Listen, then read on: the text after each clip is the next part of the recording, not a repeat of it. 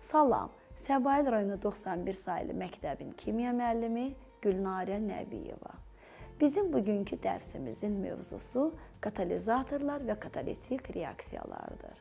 Katalizator anlayışı ilə siz oksigenin alınması reaksiyalarını öyrənərkən tanış olmusunuz. Sual olunur, bəs oksigenin hidrogen peroksiddən və bertolli duzundan alınmasında iştirak edən manqan dioksidin rolu nədən ibarət idi? Həmin reaksiya tənlikləri ekranda göstərilir. Hər iki reaksiya tənliyində manqan dioksid katalizator rolunu oynayır. Katalizatorlar reaksiyanın sürətini dəyişən, lakin sonunda heç bir kimyəvi dəyişikliyə uğramayan maddələrə deyilir. İndi isə gəlin, alüminiumla yod arasında baş verən reaksiyada suyun katalizator rolunun video təcrübəsini müşahidə edək. Təcrübə üçün çini kasada əzilmiş bərk yod kristalları və alüminium tozu götürülərək qarışdırılır. Bu zaman alüminiumla yod arasında heç bir kimyəvi reaksiya baş vermir. Bu qarışığın üzərinə 2-3 damcı su əlavə etdikdə isə istilik ayrılması və bənövşəyi rəngli yod buxarlarının alınması ilə gedən reaksiyanı müşahidə edirik. Ayrılan istiliyin təsirindən yod sublimasiya edir və reaksiyaya girməmiş yod bərk haldan qaz halına keçir. Deməli, buradan belə nəticəyə gəlirik ki, adi şəraitdə reaksiyaya daxil olmayan alüminium və yod katalizatorun təsiri ilə şiddətlə reaksiyaya girir. Alüminiumla yod arasında su katalizatorunun iştirakı ilə gedən reaksiya tənliyi ekranda göstərilir. Katalizatorlar müsbət və mənfi olmaqla iki qrupa bölünür. Müsbət katalizatorlar reaksiyanın sürətini artırır, mənfi katalizatorlar isə reaksiyanın sürətini azaldır.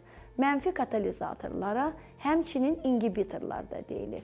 İnhibitorlar metalları korroziyadan qorumaq məqsədi ilə tətbiq edilir. Təbiətdə katalizatorlar geniş yayılmışdır. Belə ki, canlı orqanizmlərdə, o cümlədən bizim bədənimizdə reaksiyaların böyük əksəriyyəti təbii katalizatorlar olan fermentlərin iştirakı ilə aşağı temperaturda insan orqanizmində 36,6 dərəcə Selsidə gedir. Hal-hazırda kimya sənayesi məhsullarının 90% katalitik reaksiyaların hesabına alınır. Katalizatorun aktivliyinə katalitik zəhərlər və promotorlar təsir edir.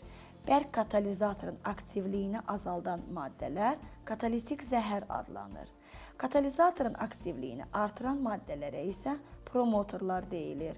Məsələn, platin katalizatoruna əlavə edilən dəmir və alüminium promotorlarını buna misal göstərmək olar.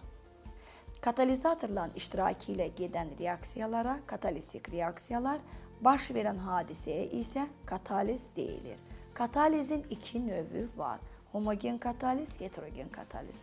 Homogen katalizdə reaksiyaya girən maddələr və katalizatorlar eyni aqreqat halda olur.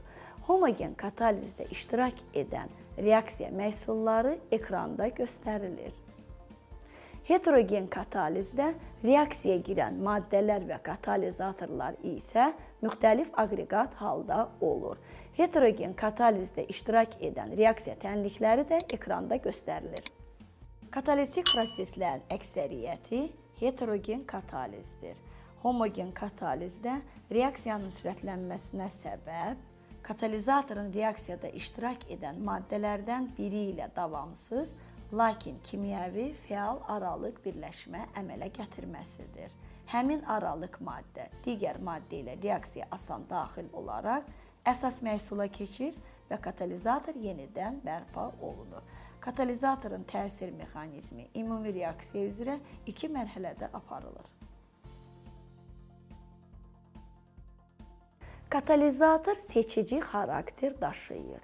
Belə ki, müxtəlif katalizatorların iştirakı ilə eyni maddədən müxtəlif birləşmələr, o cümlədən alüminium oksid katalizatorun iştirakı ilə etil spirtindən üzüm maddə olan etilin almaq olar. Bununla da biz sizinlə bugünkü dərsimizin mövzusu olan katalizatorlar və katalitik reaksiyalar mövzusu ilə tanış olduq. Diqqətinizə görə minnətdaram.